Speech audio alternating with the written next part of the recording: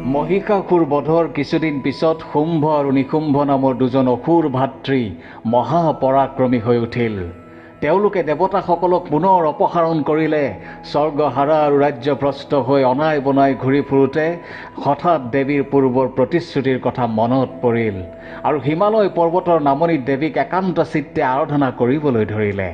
দেৱতাসকলে দেৱীক ভূত ভৱিষ্যত বৰ্তমান সৰ্ববিদ্যমান মহাশক্তি সকলো কাম কালৰ আধাৰ ৰূপে প্ৰণিপাত জনাই মহানন্দদায়িনী মহামায়া সৰ্বভূত জননী হিচাপে আকুল আৰাধনা কৰিবলৈ ধৰিলে। ইয়া দেৱী সৰ্বভূতেষু বুদ্ধিৰূপেণ সংস্থিতা নমস্তস্যৈ নমস্তস্যৈ নমস্তস্যৈ নমো নমঃ। ইয়া দেৱী সৰ্বভূতেষু নিদ্ৰাৰূপেণ সংস্থিতা নমস্তস্যৈ নমস্তস্যৈ নমস্তস্যৈ নমো নমঃ।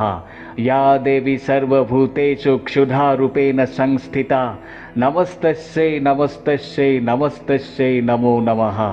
ইয়া দেৱী সৰ্বভূতেষু শক্তিৰূপেণ সংস্থিতা নমস্তস্যৈ নমস্তস্যৈ নমস্তস্যৈ নমো নমঃ। ইয়া দেৱী সৰ্বভূতেষু তৃষ্ণাৰূপেণ সংস্থিতা নমস্তস্যৈ নমস্তস্যৈ নমস্তস্যৈ নমো নমঃ। ইয়া দেৱী সৰ্বভূতেষু লজ্জাৰূপেণ সংস্থিতা নমস্তস্যৈ নমস্তস্যৈ নমস্তস্যৈ নমো নমঃ। ইয়া দেৱী সৰ্বভূতেষু শান্তিৰূপেণ সংস্থিতা নমস্তস্যৈ নমস্তস্যৈ নমস্তস্যৈ নমো নমঃ। ইয়া দেৱী সৰ্বভূতেষু শ্ৰদ্ধাৰূপেণ সংস্থিতা নমস্তস্যৈ নমস্তস্যৈ নমস্তস্যৈ নমো নমঃ। ইয়া দেৱী সৰ্বভূতেষু লক্ষ্মীৰূপেণ সংস্থিতা নমস্তস্যৈ নমস্তস্যৈ নমস্তস্যৈ নমো নমঃ। ইয়া দেৱী সৰ্বভূতেষু বৃত্তিৰূপেণ সংস্থিতা নমস্তস্যৈ নমস্তস্যৈ নমস্তস্যৈ নমো নমঃ। ইয়া দেৱী সৰ্বভূতেষু মাতৃৰূপেণ সংস্থিতা নমস্তস্যৈ নমস্তস্যৈ নমস্তস্যৈ নমো নমঃ। দুৰ্গা এটি সংস্কৃত শব্দ যাৰ অৰ্থ হৈছে সংকটৰ পৰা ৰক্ষা কৰা, আৰু যিগৰাকী দেৱীয়ে দুৰ্গম নামৰ অসুৰক বধ কৰিছিল। এই দুৰ্গাই হৈছে হিন্দু দেৱী পাৰ্বতীৰ এক উগ্ৰ ৰূপ। মা দুৰ্গা হৈছে হিন্দু সংস্কৃতিৰ এগৰাকী জনপ্ৰিয় দেৱী। আদ্য শক্তিৰ এগৰাকী যোদ্ধা দেৱীৰ ৰূপ বুলি বিশ্বাস কৰা হয়। মা দুৰ্গা চণ্ডিকা, যোগমায়া, অম্বিকা, বৈষ্ণৱী, মহিষাসুৰ সংহন্ত্ৰী, নাৰায়ণী, মহামায়া, কাত্যায়নী, দক্ষায়নী, অদ্ৰিজা, নগানন্দিনী, সিংহবাহিনী, শাৰদা, আনন্দময়ী ইত্যাদি নামেৰেও পৰিচিত। দুৰ্গাৰ বাহু সংখ্যা অনেক। সহস্ৰভুজা, ত্ৰিংশতিভুজা, বিংশতিভুজা, অষ্টাদশভুজা, ষোড়শভুজা, দশভুজা, অষ্টভুজা আৰু চতুৰ্ভুজা মূৰ্তিৰ উল্লেখ পুৰাণ গ্ৰন্থ আদিতে পোৱা যায় বা বিভিন্ন স্থাপত্য ভাস্কৰ্যত দেখা যায়। তেওঁৰ দশভুজা ৰূপটোৱে হৈছে সৰ্বাধিক জনপ্ৰিয়, য'ত তেওঁক মহিষাসুৰ নামৰ এক অসুৰক বধ কৰা অৱস্থাত তেওঁক দেখা যায়। তেওঁৰ বাহন হৈছে সিংহ, কিন্তু উত্তৰ আৰু পশ্চিম ভাৰতত তেওঁৰ বাহন বাঘ। মা দুৰ্গাৰ কেইবাটাও ৰূপ আছে, তাৰ ভিতৰত কালী ৰূপটো অন্যতম জনপ্ৰিয়। সনাতন ধৰ্মমতে পৰম প্ৰকৃতি তথা সৃষ্টিৰ আদি কাৰণ হৈছে দেৱী দুৰ্গা। ভগৱান শিৱৰ পত্নী পাৰ্বতীৰ উগ্ৰ ৰূপ, কাৰ্তিক আৰু গণেশৰ জননী এবং কালীৰ অন্য ৰূপ। বিভিন্ন গ্ৰন্থই দুৰ্গা হিচাপে শিৱজয়া, হিমালয় দুহিতা পাৰ্বতীৰ পৰিয়ালে পিতৃঘৰত থকাৰ আনন্দৰ দিন অৰ্থাৎ দুৰ্গা পূজা আৰু তেওঁৰ বিবাহিত জীৱনৰ অপূৰ্ব বৰ্ণনা আগবঢ়াইছে। দেৱতাৰ অনুৰোধত দুৰ্গম অসুৰক বধৰ হেতু দেৱী পাৰ্বতী দুৰ্গা নামে অভিহিত হয়। বংগ অৰ্থাৎ পশ্চিমবংগ আৰু বাংলাদেশ, অসম, উৰিষ্যা, ঝাৰখণ্ড আৰু বিহাৰৰ কিছু অংশত দুৰ্গা পূজা প্ৰচলিত। ভাৰতৰ অন্য ঠাইত দুৰ্গা পূজা মূলতঃ নৱৰাত্ৰিৰ ব্ৰত হিচাপে পালন কৰা হয়। বছৰত দুবাৰকৈ দুৰ্গোৎসৱ পালন কৰা হয়। অশ্বিন বা আহিন মাহৰ অৰ্ধচন্দ্ৰত শাৰদীয় আৰু চৈত্ৰ বা চৈত মাহৰ অৰ্ধচন্দ্ৰত বাসন্তী দুৰ্গা পূজা হয়। সম্ভৱতঃ দ্বাদশ আৰু 13শ শতিকাত বংগত দুৰ্গোৎসৱৰ প্ৰচলন হৈছিল।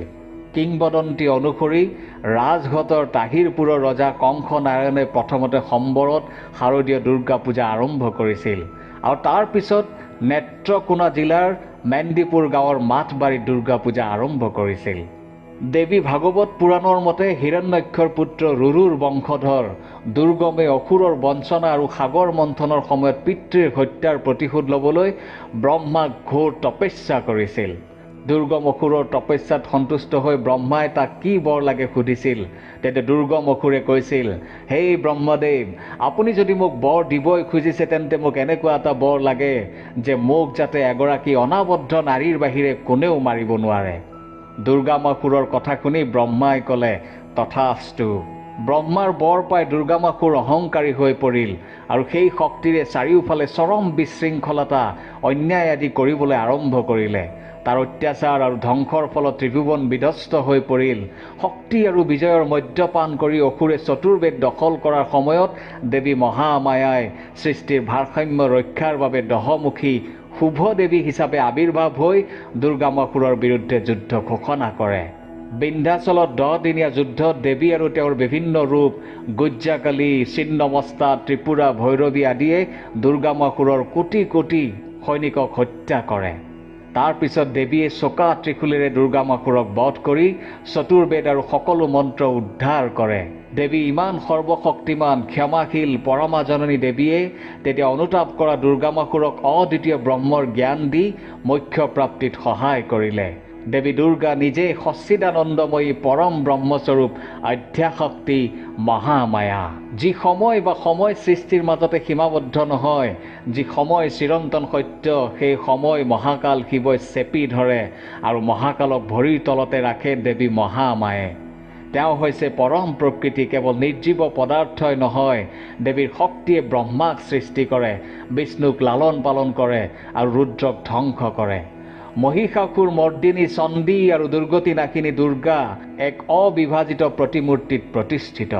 দুৰ্গা মূলতঃ শক্তি দেৱী। ঋগ্বেদত দুৰ্গাৰ বৰ্ণনা নাই যদিও ঋগ্বেদৰ দেৱী সূক্তক দেৱী দুৰ্গাৰ সূক্ত বুলি মানি লোৱা হৈছে। এই বিশ্ব ব্ৰহ্মাণ্ডত দেৱী দুৰ্গা নিৰ্গুণ অৱস্থাত বাস কৰে। জন্ম নহয়, কিন্তু দেখা যায়। দুৰ্গা সপ্তশতীৰ মতে ব্ৰহ্মৰ ব্ৰহ্ম, শিৱৰ শিৱ, বিষ্ণুৰ বিষ্ণু প্ৰদান কৰা দেৱীয়ে দেৱতাৰ সামূহিক উজ্জ্বলতাৰ পৰা ৰূপ লয়। দুৰ্গাৰ বিশেষ আলোচনা আৰু পূজাৰ নিয়মতন্ত্ৰ পুৰাণত প্ৰচলিত। দুৰ্গা বা দেৱীৰ বিষয়ে আলোচনা কৰা পুৰাণ আৰু উপপুৰাণসমূহ হ'ল মৎস্য পুৰাণ, মাৰ্কণ্ডেয় পুৰাণ, দেৱী পুৰাণ, বামন পুৰাণ, কালিকা পুৰাণ, স্কন্দ পুৰাণ, বৰাহ পুৰাণ, শিৱ পুৰাণ আৰু দেৱী ভাগৱত। জয় দুৰ্গা, জগদ্ধাত্ৰী, গণ্ডেশ্বৰী, বনদুৰ্গা, চণ্ডী, নাৰায়ণী, কালী, গৌৰী, উমা, মহাদুৰ্গা, অগ্নি দুৰ্গা, শুলিনী দুৰ্গা, সিন্ধু দুৰ্গা, মূল দুৰ্গা, মহামায়া, মহিষামৰ্দিনী, চামুণ্ডা ইত্যাদি বুলিও পূজা কৰা হয়। বিশ্ব ব্ৰহ্মাণ্ডৰ প্ৰতিটো কোণতে নিজৰ মহিমাত বিয়পি থকা জগদীশ্বৰী এই দেৱী দুৰ্গা, দুৰ্গতি নাশিনী, তেওঁৱেই জগতধাত্ৰী ৰূপত জগতখন চলাই লালন পালন কৰে আৰু জলপ্লাৱনৰ সময়ত তেওঁ কালিকা ৰূপত জগতখনক ভক্ষণ কৰে। শক্তি ধৰ্মত দেৱী দুৰ্গা সৰ্বোচ্চ আৰাধ্যা দেৱী। বৈষ্ণৱ ধৰ্মমতে তেওঁ ভগৱান বিষ্ণুৰ চিৰন্তন মায়া বুলি কোৱা হয় আৰু শৈৱ ধৰ্মত দুৰ্গা শিৱৰ পত্নী পাৰ্বতী। বৈদিক সাহিত্যত দুৰ্গাৰ কথা উল্লেখ আছে। কোনো উপনিষদত বৰ্ণনা কৰা মতে উমা হেমৱতীক দুৰ্গা বুলিও কোৱা হয়। ভাগৱতত ভগৱান শ্ৰীকৃষ্ণৰ যোগামায়াক হৰিৰ পত্নী আৰু শিৱভক্ত দুৰ্গাৰ ৰূপ বুলি বৰ্ণনা কৰা হৈছে। এইবোৰৰ বাহিৰেও মহাভাৰত আৰু অন্যান্য পুৰাণৰ মহান খণ্ডবোৰত দেৱী দুৰ্গাৰ বৰ্ণনা পোৱা যায়। দেৱী দুৰ্গাৰ বিভিন্ন অৱতাৰ হ'ল কালিকা, নন্দ, ভ্ৰামাৰী, শকম্বৰী, ৰক্তদন্তিকা, কৌশিকী, ভীমা, উগ্ৰচণ্ড, ভদ্ৰকালী, কাত্যায়নী, শান্ত দুৰ্গা, অজিতা, অপৰাজিতা ইত্যাদি। দুৰ্গা পূজা। দুৰ্গা পূজা হৈছে দুৰ্গা ৰূপত দেৱী পাৰ্বতীক পূজা কৰা উৎসৱ। শৰৎ আৰু বসন্ত ঋতুৰ অনন্তকালত দুৰ্গা পূজা অনুষ্ঠিত হয়। মাৰ্কণ্ডেয় চণ্ডীৰ মতে দুৰ্গা পূজা প্ৰথমে বসন্তকালত ৰজা সুৰথ আৰু বৈশ্য সমাধিয়ে প্ৰৱৰ্তন কৰিছিল। দেৱী ভাগৱত আৰু কালিকা পুৰাণত উল্লেখ আছে যে শৰৎকালত শ্ৰীৰামচন্দ্ৰই ৰাৱণক বধ কৰিবলৈ পাৰ্বতী দেৱীৰ দুৰ্গতি নাশিনী দুৰ্গা ৰূপক পূজা কৰিছিল। সেইবাবে ইয়াক অকাল বোধন বুলিও কোৱা হয়। পূব ভাৰতৰ পশ্চিমবংগ, অসম, বিহাৰ, উৰিষ্যা, ঝাৰখণ্ডত দুৰ্গা পূজা বহুলভাৱে পালন কৰা হয়। উত্তৰ ভাৰতত ইয়াক নৱৰাত্ৰি হিচাপে পালন কৰা হয়। ভাৰত উপমহাদেশৰ কেইবাখনো ৰাজ্যই দুৰ্গা পূজা পালন কৰে আৰু বাংলাদেশৰ সংখ্যালঘু হিন্দুসকলেও দুৰ্গা পূজা পালন কৰে। দুৰ্গা পূজাৰ ব্ৰতৰ সময়ত কি খাব নালাগে? দুৰ্গা পূজাৰ শুভ দিনত ঘেঁহু, চাউলৰ দৰে নিয়মীয়া শস্য পৰিহাৰ কৰিব লাগে। পিঁয়াজ আৰু নহৰুৰ দৰে তামসিক খাদ্য পৰিহাৰ কৰিব লাগে। এইবোৰ শৰীৰ আৰু মনৰ বাবে ক্ষতিকাৰক বুলি গণ্য কৰা হয়। এই 9 দিনৰ ভিতৰত কেৱল সাত্বিক আহাৰ গ্ৰহণ কৰিব লাগে। দুৰ্গা পূজাৰ সময়ত মাছ, মাংস, কুকুৰা, কণী আদি আমিষ খাদ্য সেৱন কৰিব নালাগে। এই সময়ত সুৰা সেৱন কৰাটো পৰিহাৰ কৰিব লাগে। যিসকলে ব্ৰতত নাথাকে তেওঁলোকেও তামসিক খাদ্য, মদ, মাংস আদিৰ পৰা আঁতৰি থাকিব লাগে আৰু সেৱন কৰিব নালাগে। উপবাস পালন কৰা ভক্তসকলে বিন, দাইল, চাউল, আটা, মদ, মাংস খাব নালাগে আৰু সেৱন কৰিব নালাগে। দুৰ্গা পূজাৰ ব্ৰতৰ সময়ত কি খাব লাগে? দুৰ্গা পূজাৰ উপবাসৰ সময়ত ভক্তই ফল মূল সেৱন কৰিব পাৰে। এই উপবাসৰ সময়ত বগা নিমখ খোৱাৰ পৰা বিৰত থাকিব লাগে। মছলাৰ ভিতৰত জিৰা, জিৰাৰ গুড়ি, সেউজীয়া ইলাচি, ক'লা জলকীয়াৰ গুড়ি, ডালচেনি, বিলাহী, লং আৰু ক'লা জলকীয়া ব্যৱহাৰ কৰিব পাৰে। শাক পাচলিৰ কথা ক'বলৈ গ'লে উপবাসৰ সময়ত আলু, বিলাহী, মিঠা আলু, লাও আৰু কচু আদি শাক পাচলি খাব পাৰে। শাৰদীয় দুৰ্গা পূজাৰ সময়ত গাখীৰ আৰু দুগ্ধজাত সামগ্ৰী যেনে গাখীৰ, ঘিউ, দৈ, পনীৰ আদিও সেৱন কৰিব পাৰে। এই দুৰ্গা পূজাৰ সময়ত এইবোৰ বস্তু ঘৰত কেতিয়াও নাৰাখিব। এইবোৰ বস্তু ঘৰৰ পৰা আঁতৰাই পেলাওক। দুৰ্গা পূজাৰ সময়ত তামসিক বস্তুৰ পৰা আঁতৰি থাকক। আনকি এই সময়ছোৱাত বহু লোকে 9 দিন উপবাস ৰাখে।